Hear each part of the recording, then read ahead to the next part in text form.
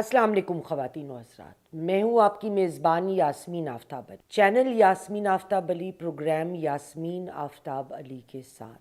آج جس موضوع کو میں اٹھا رہی ہوں وہ موضوع پرانا ضرور ہے، لیکن ایک میجر ڈیولپمنٹ کے ساتھ وہ زندہ ہو چکا ہے اور آلریڈی انڈیا کے اخبارات میں، بیانات میں اس کا ذکر بہت ہو رہا۔ 2008 کو تاج محل ہوٹل کی بومبنگ میں تہاور حسین رانا اور داؤد جیلانی، جس نے بعد میں اپنا نام بدل کر ڈیوڈ ہیڈلے رکھ لی، ان دونوں سے متعلق ہے۔ یہ کیا واقعہ ہے؟ ہم اس پروگرام کو، میں نے جو فیکٹس پریزنٹ کروں گی 3 سیگمنٹس میں اسی پروگرام میں۔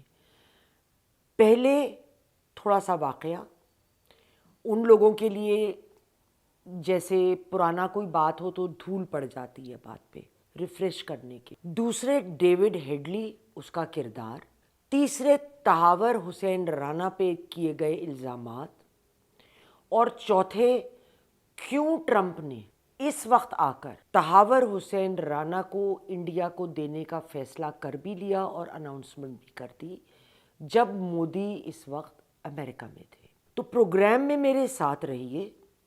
اگر آپ نے ابھی تک چینل یاسمین آفتاب علی کو سبسکرائب نہیں کیا تو بیل آئیکن دبائیے، چینل کو سبسکرائب ضرور کیجیے، اور اگر پروگرام پسند آئے تو لائک کریں، کمنٹ باکس میں کمنٹ دینا نہ بھولیں۔ خواتین و حضرات، تہاور حسین رانا اور داؤد جیلانی کون ہیں؟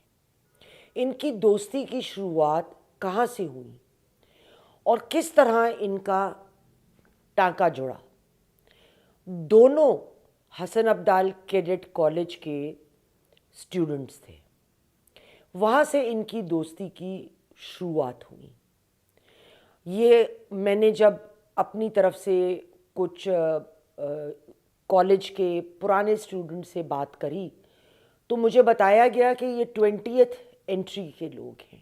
20th انٹری جیسے آپ کا بیچ نمبر ہوتا ہے نا، دے آر 20th انٹری۔ ان کا بیک گراؤنڈ میں تھوڑا سا پہلے بتاؤں گی۔ تہاور رانا آرمی میڈیکل کور میں گئے، آرمی میں تھے، میجر تھے۔ پھر وہ وہاں سے نکل کر امریکہ جا کر انہوں نے ایک امیگریشن کنسلٹنسی سٹارٹ۔ آرمی چھوڑنے پر انٹرسٹنگلی تھوڑا تنازعہ میرے علم میں آیا، لیکن میں اس کو مکمل طور پہ ویریفائی نہیں کر پائی کیونکہ لوگ کھل کے بات کرنے سے مجھ سے اس وقت، جانتے ہوئے کہ میں یہ پروگرام کرنے کے لیے پوچھ رہی ہوں، جھجک رہے تھے۔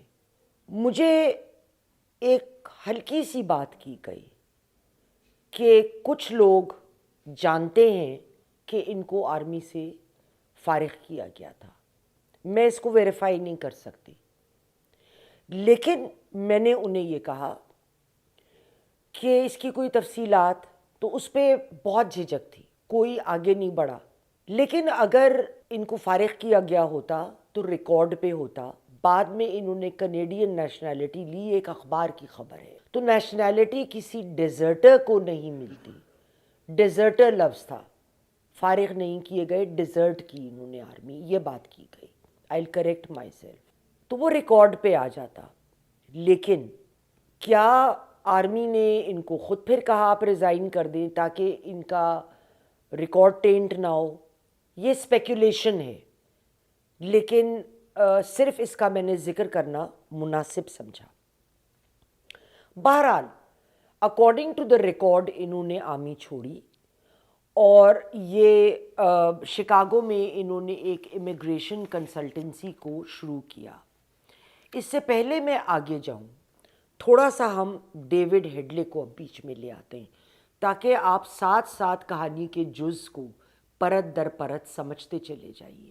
داؤد شکلاً بڑا نمایاں تھا، جو ان کے ساتھ کے لوگ ہیں انہوں نے کہا کہ اس کو جو بیماری تھی وہ اینی سارکوما تھا، جس میں دونوں آنکھوں کی پتلیاں فرق رنگ کی ہو۔ اس کی ماں امریکی نژد اور والد پاکستانی تھے، تو اگر آپ ان کی تصویر دیکھیں تو یہ بالکل امریکن لکنگ ہے، اور ان کا اصل نام داؤد جیلانی ہے، ناٹ ڈیوڈ ہیڈلے۔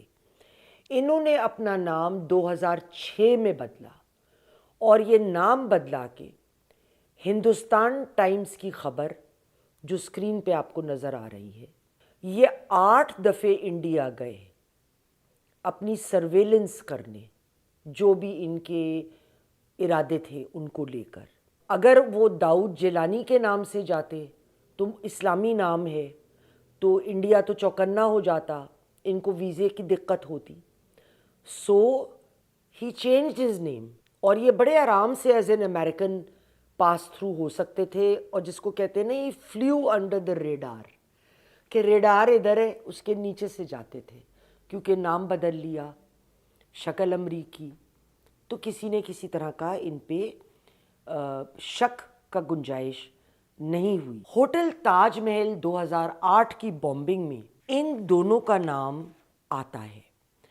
اب ہوا کیا کہ ہیڈلے بہت دفعہ تاج محل گئے، انہوں نے تہاور کو سے کہہ کے ملازمت کری، ان کی امپلائمنٹ جو ان کی ایجنسی تھی امیگریشن کی، وہ ان کا کور تھا۔ اب ادھر ہم واپس آتے ہیں حسن عبدال کیڈٹ کالج۔ دیکھیے جو لوگ جن کے بچے ایچ ایس این کالج میں، حسن عبدال کیڈٹ کالج، جتنے بھی کیڈٹ کالجز ہیں، کنیڈ کالج ہے، مختلف پرانے انسٹیٹیوشنز، جی سی ہے، ان کی ایک اتنی ٹائٹ نٹ کمیونٹی ہوتی ہے کہ وہ لوگ پوری زندگی ہاتھ پکڑ کے چلتے ہیں، ایک دوسرے کو فیسیلیٹیٹ کرتے ہیں۔ مجھے اس طرح اس کا بہت تجربہ ہے، ایکسپوجر ہے اس بات سے، کیونکہ میرے اپنے شوہر نے ایبٹ آباد پبلک اسکول اے پی ایس اور کیڈٹ کالج حسن عبدال سے پڑھا ہے۔ تو آج بھی ان کو گئے ہوئے اس دنیا سے میرے شوہر کو 10 سال ہو چلے، مگر جس طریقے سے ان کے قریبی دوست دونوں اداروں کے ہمارے ساتھ، ہماری فیملی کے ساتھ کھڑے ہیں، they have been like family. یہ اس ادارے کی آپس میں دوست جو فیملی اور بھائیوں کی طرح ایک خاندان، یہ دوست نہیں خاندان بن جاتا ہے۔ عین ممکن ہے کہ ہیڈلی نے اپنا رونا گانا کیا ہو پیسے کے متعلق، کسی متعلق، اور ایک پرانے تعلق کی بنیاد پہ بہت لائکلی ہے کہ رانا تہاور نے ان کو کہا ہو کہ اچھا تم میری کمپنی میں کام کر لو۔ This is very likely, it's nothing unusual. یہ کوئی بھی ہوگا پرانے انسٹیٹیوشن کا پڑھا ہوا تو اس طرح فیسیلیٹیٹ وہ کرتے ہیں۔ اس کے بعد ہم یہ دیکھتے ہیں کہ 2009 میں تہاور اریسٹ کیے گئے اس جرم میں کہ وہ ہیڈلے اور لشکر طیبہ کی معاونت کرتے رہے ہیں، کیونکہ انڈیا ہمیشہ کہتا رہا کہ یہ اٹیک لشکر طیبہ نے کرایا۔ رانا پہ الزام ہے کہ انہوں نے ہیڈلے کی مدد کی، جس کے نتیجے میں 2008 میں بمبئی کی میں تاج محل ہوٹل کی بومبنگ کا واقعہ پیش آیا۔ آپ کو یاد ہوگا خواتین و حضرات، اس حملے میں 160 لوگ سے زائد لوگ کی اموات ہوئی تھی۔ 8 فروری 2016 کو ڈان اخبار کی رپورٹ، اس میں یہ کہا گیا کہ ڈیوڈ ہیڈلی نے انڈین کورٹ میں بیان دیا کہ پاکستان کی اسپائی ایجنسی یعنی آئی ایس آئی نے حملے کی پلاننگ میں اس کی معاونت کی، لیکن ڈیوڈ ہیڈلے کا یہ پبلشڈ فیکٹ ہے کہ وہ سی آئی اے کا ایجنٹ تھا، آئی ایس آئی کا نہیں تھا۔ انہوں نے کہا کہ انہوں نے لشکر طیبہ کو لگژری ہوٹلز کی ویڈیوز اور ڈاکیومنٹیشن، جو میپ ہوتا ہے پورا ہوٹل کا، یہ کمرہ ادھر ہے، یہ چیز ادھر ہے، وہ بھی فراہم کری۔ ہیڈلے نے کہا کہ 2002 میں انہوں نے باضابطہ طور پہ لشکر طیبہ کو جوائن کیا اور باقاعدہ ٹریننگ حاصل کی۔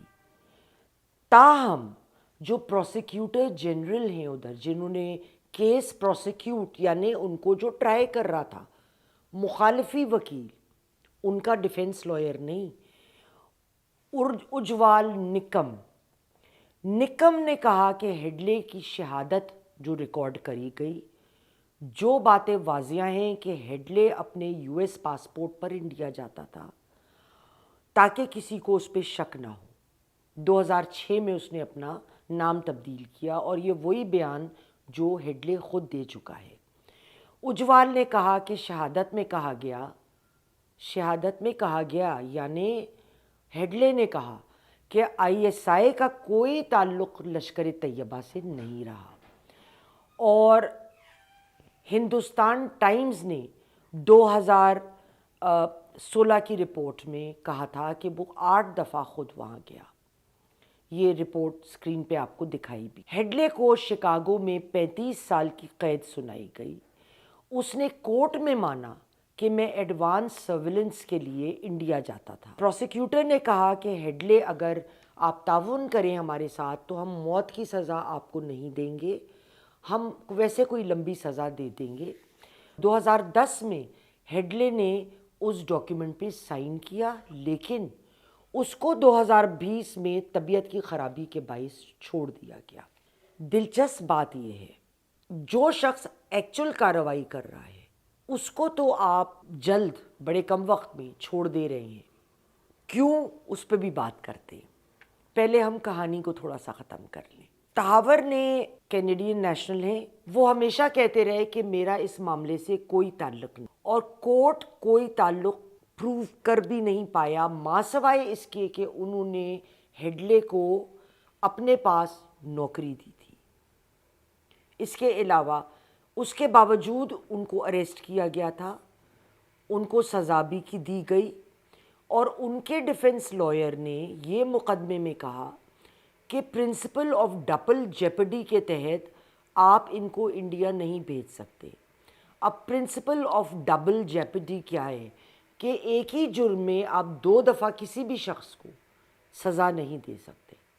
لیکن مودی گئے اس وقت تو کیا ہوا، وہ آپ کو ٹرمپ کا بیان سنانے سے پہلے میں یہ بتا دوں کہ جب نیشنل انویسٹیگیشن ایجنسی نے انڈیا میں تجزیہ کیا کہ بامبنگ کیا ہوئی، کس نے کی، تو انہوں نے رانا تہاور، ڈیوڈ ہیڈلے، لشکر طیبہ کے سرغنہ حافظ سعید اور کچھ اور لوگوں کا نام اس میں دیا کہ دیز پیپل ور انوالوڈ، اور وہ کئی دہائیوں سے رانا تہاور کے ایکسٹریڈیشن کی کوشش کر رہے تھے۔ انڈیا اور یو ایس کے درمیان ایکسٹریڈیشن ٹریٹی بھی موجود ہے، جس کے تحت ٹرمپ نے اس وقت یہ اناؤنس کر دیا مودی کے ہوتے کہ وہ تہاور کو ادھر بھیج دیں گے۔ We're giving a very violent man, it seems to me. I mean, I don't know that he's been convicted yet or will be, but let's assume he's a pretty violent person. We're giving him back to India immediately, and there are more to follow because we have quite a few requests. So we work with India on crime. Trump نے ایسا کیوں کیا، اس پہ بات کرتے ہیں۔ Trump جو 2 سفارشیں، خواہشات مودی لے کر انڈیا گئے تھے، وہ ڈیورنگ اپنی فروری 3 2025 کی میٹنگ میں، تو وہ اس پہ بالکل ہل کے نہ دیا، ٹرمپ نے نہیں مانی۔ وہ کیا فرمائشیں تھیں کہ امیگریشن پالیسی اور ٹیرفس میں جو سختیاں امریکہ کر رہا ہے، انڈیا کو اس میں ریلیکسیشن دی جائے، اور خاص کر ان ایریاز میں جدھر وہ فیل کرتا ہے کہ اس کے اوپر سکویز آئے گا، اس کی پروڈکشن کی کاسٹ ہائی ہو جائے گی، خصوصاً سٹیل اور ایلومینیم میں۔ دوسرا، انڈیا چاہتا تھا کہ انڈیا کے لیے HIV ویزا کے رولز نرم کیے جائیں، تو ٹرمپ نے تو یہ نہیں مانا، لیکن انہوں نے ایک دیرینہ خواہش انڈیا کی پوری کر دی۔ اس کو آپ ایک لالی پاپ کہیں یا کنسیشن یا کنسولیشن پرائز کہیں۔ انہوں نے کہا کہ ہم تہاور کو آپ کو دے دیتے ہیں تاکہ مودی جب واپس جائیں تو ڈومیسٹک مارکیٹ میں، اپنے ملک میں وہ خوب ہلا گلا کریں، اور جو ان کی ایکچول ریکویسٹ تھی پورا نہ ہو سکی اس کو کور کر لیں کہ دیکھو میں تو کتنی پرانی یہ خواہش منوا لایا۔ اور جس دن تحاور ایکسٹراڈائٹ ہوں گے، آلریڈی انڈیا کا میڈیا اس بات کو لے کر بہت خوش ہے، لیکن جس دن وہ ایکسٹراڈائٹ ہوں گے اس دن یہ ایک مکمل طور پہ انڈیا کی کوشش ہوگی کہ رانا تحاور سے وہ بھی نکلوائیں جو اس نے کبھی کیا ہی نہیں، اور جو طریقے یہ ایجنسیاں استعمال کرتی ہیں اس سے سب واقف ہیں، اس میں کوئی ایتھکس انوالو نہیں ہوتی، اور اس میں وہ یقینی طور پہ تحاور کو ٹائی کریں گے آئی ایس آئی کے ساتھ کہ آئی ایس آئی نے یہ کروایا۔